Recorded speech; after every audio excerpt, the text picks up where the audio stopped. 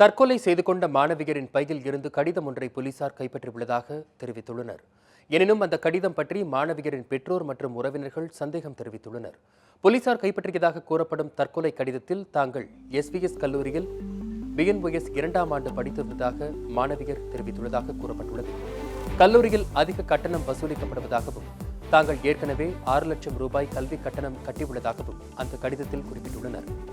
எனினும் அடிக்கடி 5 முதல் 10,000 ரூபாய் வரை கல்லூரி நிர்வாகம் வசூல் செய்து வருவதாகவும் அவர்கள் தெரிவித்துள்ளனர்.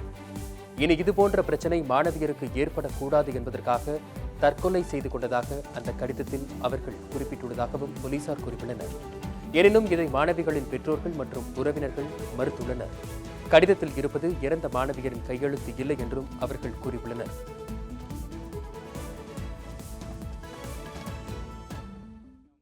கல்லூரி நிர்வாகம் சரியில்லைன்னு ஏற்கனவே தெரிஞ்சு சொல்லியிருக்காங்க.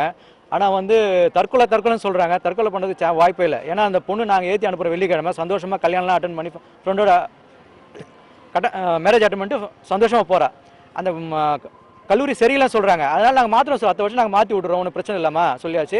Problem solve. ஏற்கனவே பிரச்சனை இருந்தது, ஏற்கனவே 6 பொண்ணுங்க சூசைட் பண்ணியிருக்காங்க. அதனால் நாங்கள் மாற்றிடும் சொல்லிட்டோம். ஸோ இந்த பொண்ணு போய் என்ன பண்ணிக்கு மேனேஜ்மெண்ட் பற்றி கலெக்டருக்கு கம்ப்ளைண்ட் கொடுத்துருக்கு. தைரியமாக 4 பொண்ணுங்க கம்ப்ளைண்ட் கொடுத்துருக்காங்க.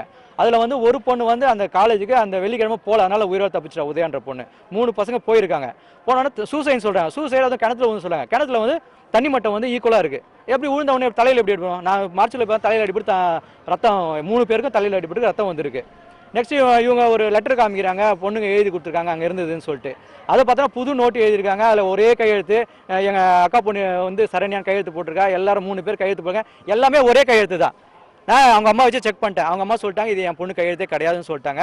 அது அந்த டிஎஸ்பி இருந்தார், அவர்கிட்டே நம்ம சொல்லியாச்சு இதெல்லாம் கையெழுத்து இல்லை சார் இல்லை. அதுவும் அந்த பொண்ணு ஒரே 3 பேர் காணாம போயிருக்காங்க. 3 பேர் பேக் எல்லாமே இருக்குது. அதில் ஒரே ஒரு மொபைல் தான் இருக்குது. அதுவும் எங்கள் அக்கா பொண்ணு மொபைலோட நம்பர் டைவர்ட் பண்ணியிருக்கு. மொபைல் எங்கே போச்சுன்னு தெரியலன்றாங்க. போலீஸ் தெரியலன்றாங்க.